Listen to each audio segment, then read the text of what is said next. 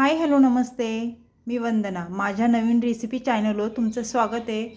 तर पाहू शकता इथे मी गवार घेतलेली. ही गवार पावशर गवार होती आणि अशा छान अशी निसून घेतली बघा तुकडे करून मी. तर ह्या गवारीपासून आपल्याला टिफिनसाठी अशी झटपट रेसिपी आज मी तुम्हाला दाखवणार आहे. तर ही गवार स्वच्छ आपल्याला पाण्याने धुवून घ्यायची. पाहू शकता खूप सोपी पद्धत आहे मैत्रिणींनो आणि झटपट रेसिपी होणारी आहे.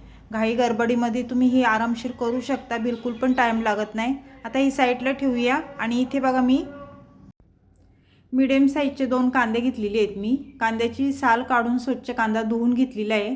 त्यानंतर एक टमाटा घेतला आहे बघा छोटा मीडियम साईजचा. त्याचबरोबर मी इथे अद्रक पण घेतलेले आहे. तर हे अद्रक आपल्याला किसून घ्यायचं आहे आणि कांदा असा बारीक चिरून घ्यायचा आहे बघा.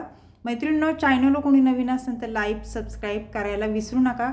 छान छान कमेंट करा. व्हिडिओ कुठून पाहताय कमेंट करून नक्कीच सांगा. व्हिडिओ आवडला तर मैत्रिणींना नातेवाईकांना शेअर करा.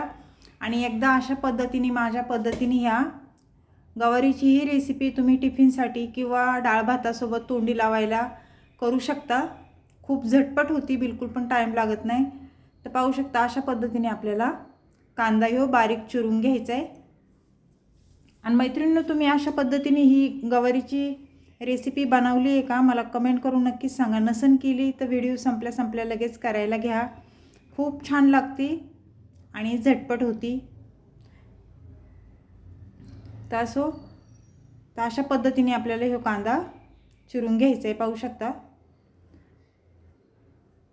आणि जास्त काही साहित्य लागत नाही मैत्रिणींनो, घरच्या साहित्यामध्येच ही रेसिपी होऊन जाते.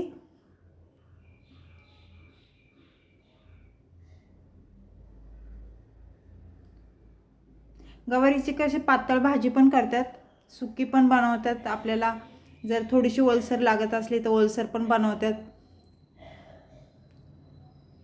तर इथे कांदा बघा माझा बारीक चिरून झालेला आहे. पाहू शकता तुम्ही.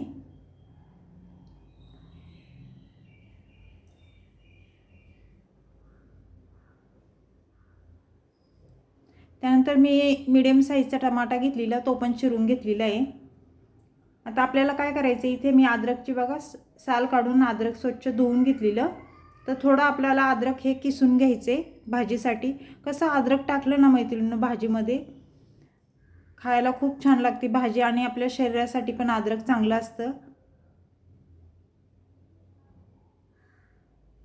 तर अर्ध अद्रक मी किसून घेतलेलं आहे. त्याचबरोबर इथे लसूण घेतलं आहे बघा.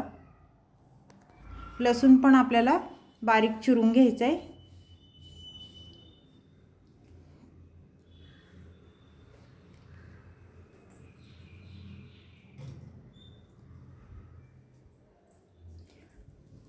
तुम्ही ठेसून पण टाकू शकता लसणाची किंवा पेस्ट करून पण टाकू शकता, पण मी इथे चिरून टाकलेली आहे लसूण.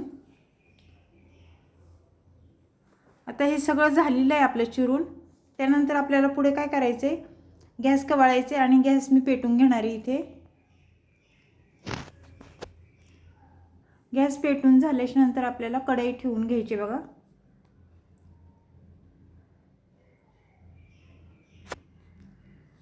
कढईमध्ये तेल टाकून घेते मी. इथे साधारण मी इथे 1.5 पळी तेल टाकून घेते. तेल तुम्ही तुमच्या अंदाजे कमी जास्त करू शकता. तेल तापल्याच्या नंतर आपल्याला 1 चमचा मोहरी टाकून घ्यायची बघा. मोहरी छान तडतडली की जिरं टाकून घ्यायचे अर्धा चमचा.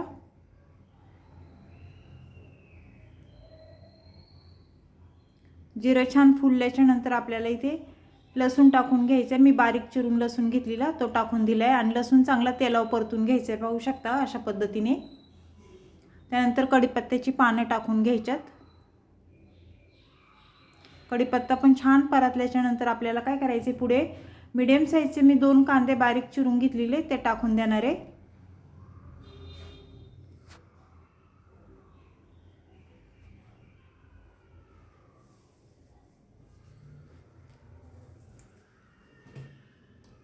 कांदा पण आपल्याला तेलावर चांगला परतून घ्यायचा आहे. खूप सोपी आहे रेसिपी मैत्रिणींनो आणि व्हिडिओ छोटासा आहे, संपूर्ण व्हिडिओ पहा. कांदा थोडा परतल्याच्या नंतर आपल्याला मीडियम साईजचा मी टमाटा बारीक चिरून घेतलेला तो टाकून दिलेला आहे. कांदा टमाटा चांगला तेलावर परतून घ्यायचा आहे अशा पद्धतीने. त्यानंतर अद्रक बघा किसून घेतलेलं ते टाकून दिलेलं आहे. आणि अद्रक पण चांगलं परतून घ्यायचे, म्हणजे चांगलं परतल्याच्यानंतर कसं त्याचा कच्चा पण जरा वास निघून जातो अद्रकचा पण लसणाचा पण. त्यानंतर आपल्याला पुढे इथे 1 चमचा मी हळद टाकून घेणार आहे, पाहू शकता. 1 चमचा कांदा लसूण मसाला टाकलेला आहे आणि 1 चमचा पावभाजी मसाला टाकलेला आहे मी, थोडासा गरम मसाला टाकला आहे. आणि हे मसाले आपल्याला तेलावर चांगले परतून घ्यायचे अशा पद्धतीने. मसाले तुम्ही तुमच्या अंदाजे कमी जास्त करू शकता मैत्रिणींनो. कसं कोणाला तिखट कमी लागतं जास्त लागतं त्याप्रमाणे मसाले तुम्ही टाकू शकता. त्यानंतर गवार इथे मी स्वच्छ धुवून घेतलेली ती टाकून द्यायची आणि गवार पण आपल्याला ह्या मसाल्यामध्ये चांगली परतून घ्यायची अशा पद्धतीने. खूप सोपी रेसिपी आहे मैत्रिणींनो, टिफिनसाठी नक्की करून पहा आणि माझ्या एकदा अशा पद्धतीने खरंच करा, खूप छान होती, घरातल्यांना सगळ्यांना आवडेल. ते छान परतून झालेले आहे आपलं हे गवार. त्यानंतर इथे बघा 1 ग्लास मी पाणी टाकून घेते.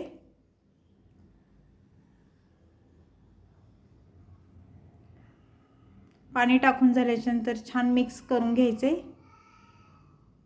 आणि चवीनुसार मीठ टाकून घ्यायचे आपल्याला.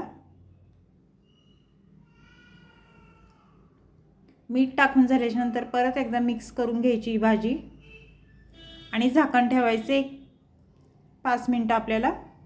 मीडियम गॅसवर ही भाजी होऊन द्यायची. 5 मिनिटाच्या नंतर परत झाकण खोलून भाजी चेक करायची.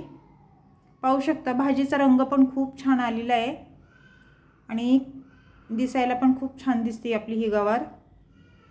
छान मिक्स करून झाल्यानंतर शेंगदाण्याचा कूट टाकून घ्यायचा आहे 1 चमचा. भाजलेल्या शेंगदाण्याचा कूट आहे मैत्रिणींनो हा. कूट टाकून झाल्यानंतर परत भाजी मी वर खाली करून घेते आणि 1 मिनिट आपल्याला फक्त झाकण ठेवून घ्यायचे.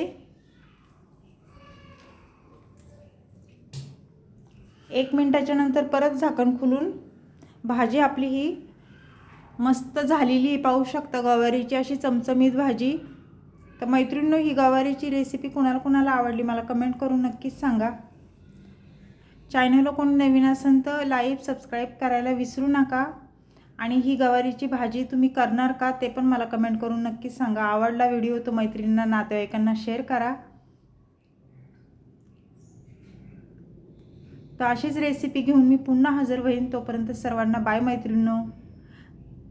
परत एकदा सांगते भाजी करून पहा, खूप छान होती, झटपट होती. लाईक करायला विसरू नका आणि तुमचा सपोर्ट मला असंच राहू दे मैत्रिणींनो.